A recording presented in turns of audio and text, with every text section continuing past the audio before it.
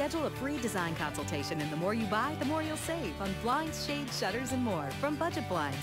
Visit budgetblinds.com today. This is Newcap News with Annika Notveit. Good evening and thank you for joining us. The Loon Lake Volunteer Fire Department did not respond to a fire that killed 2 toddlers on the Makwesagagan First Nation last week. Village administration says they ignored the call because the reserve had fallen behind on their fire bills.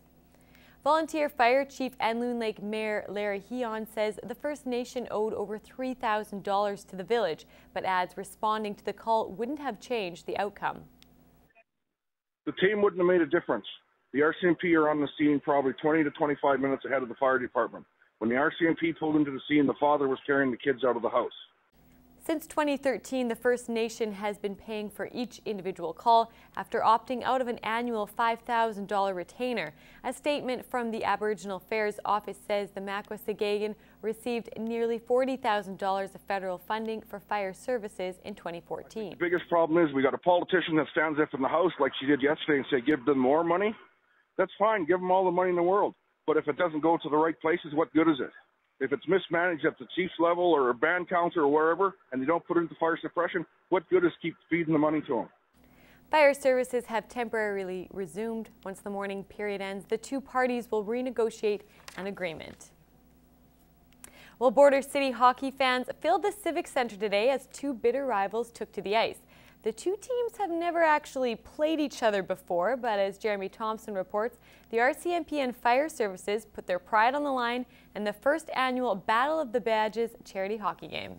Let's go RCMP! RCMP. We're going to say the RCMP. Why the RCMP? Because we love them. I'm going to say the fire department, so I'm cheering on my buddy. I'm going to say the fire guys. Why the fire guys? I do not know. I'm just guessing. Well, we're all for supporting the community and stuff, so we thought we'd come down. Doesn't matter who wins, really. Well, apart from the fire department. We're rooting for the charities in this event. That's where I'm standing here today. The teams are set, the fans are energized, and the trash talk is flying. We're young and we're fast.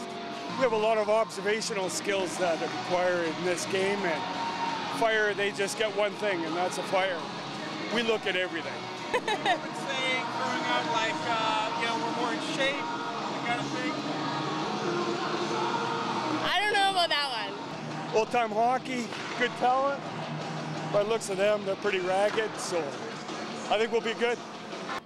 Top athletes from both the police and the firefighters have dedicated minutes of training to this game. You know what? I've been doing some wind sprints here lately. My kids have got me doing some up-downs, some burpees, so far the conditioning's pretty good, but I'm thinking the second period might be a little bit tough. Well, thank you.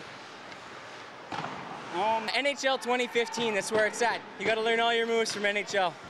The RCMP have joined forces with the Midwest Victim Services, while the fire department teamed up with the Lloydminster Sexual Assault Center. Ticket sales go to the winning team's charity, while the losing teams gets the money from the raffle.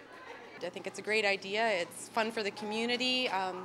It's a great fundraiser for our program. No matter who takes home the trophy, the community comes away with a win. Absolutely, a great foundations, huge benefit to us and the public and the community, so it's a lot of fun to play this for them. I hope it's yearly. Jeremy Thompson. Newcap News. And the game has since ended, and it was a pretty high-scoring game. The RCMP won 15-10. $2,500 went towards Midwest Victim Services and $1,000 to the Lloydminster Sexual Assault Center. And the firefighters hope to get another chance at the trophy next year. A local toboggan hill is getting national recognition.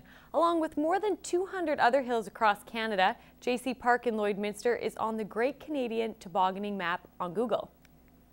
It's exciting for us to be recognized on the website and bring attention to the amenity that we have in our city.